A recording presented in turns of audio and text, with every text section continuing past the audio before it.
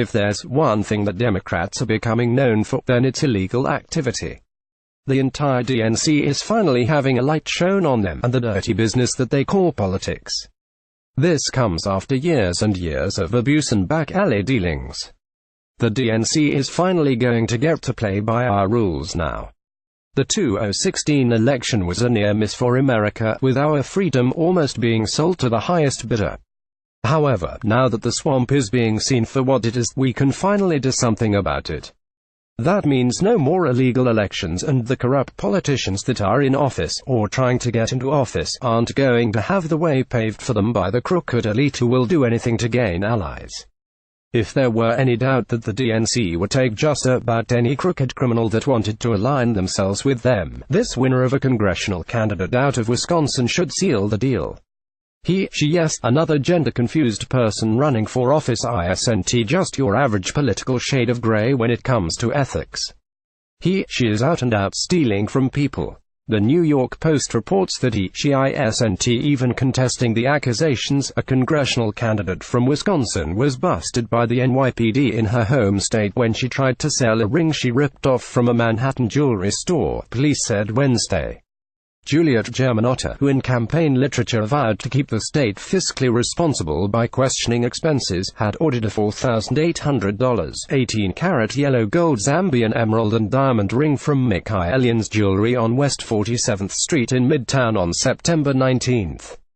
But Germanotta, 36, who describes herself as a proud transgender woman, claimed the ring she received was not to her liking and requested her money back from the store.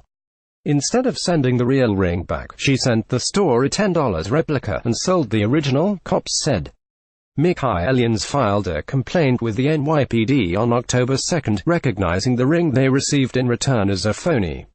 And when Germanotta's buyer in Wisconsin had the real ring appraised, it was learned that the jewelry was hot. NYPD detectives picked up Germanotta in Wisconsin, where she confessed the crime, authorities said. She waived extradition in court Tuesday. Germanotta was brought by the officers on Wednesday to Manhattan's Midtown North Precinct via a Delta flight.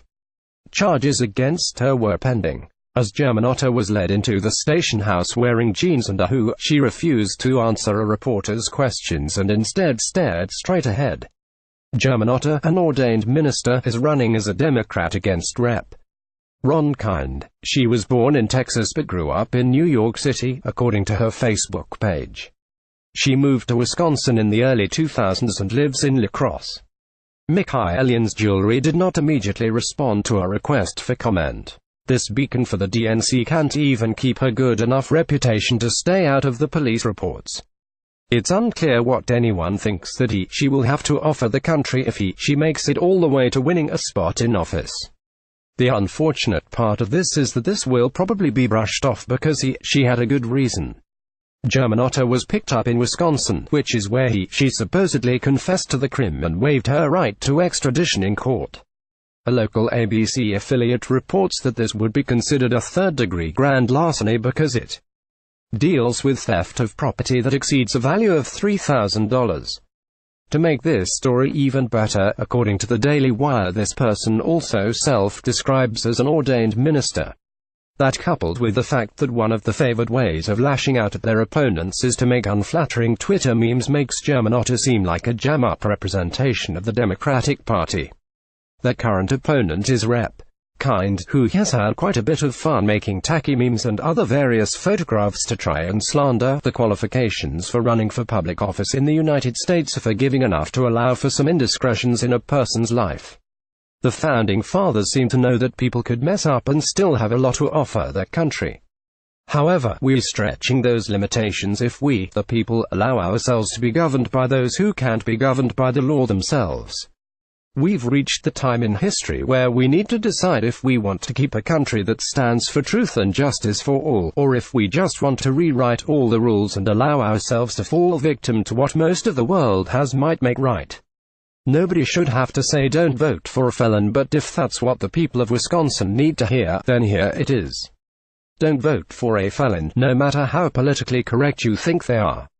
For the web powered by Zergnet, this figure skating move was too provocative for the Olympics. Olympic figure skater handles wardrobe malfunction perfectly. The real reason you don't hear about Leanne Rimes anymore. Snowboarder breaks his neck in terrifying crash at the Olympics. The real identity of legendary English outlaw revealed. The letter JFK wrote to his lover a month before he died.